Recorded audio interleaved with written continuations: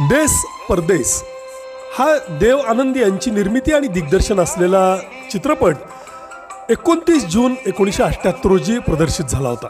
म्हणजे यंदा त्याला 46 वर्ष पूर्ण होत आहेत. टीना मुनीम यांचा हा पदार्पणाचा चित्रपट आणि या चित्रपटाचं ते प्रामुख्यानं आकर्षण होतं.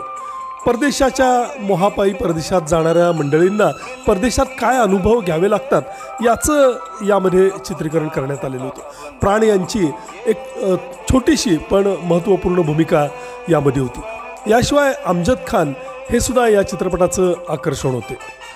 राजेश रोशन यांच्या बहारदार संगीतातली गाणी किशोर कुमार, लता मंगेशकर, आशा भोसले यांनी गायलेली होती आणि खास करून यातलं लता दीदींनी गायलेलं आप कहे और हम ना आये हे गाणं अगदी आवर्जून ऐकण्यासारखं, दाद देण्यासारखं.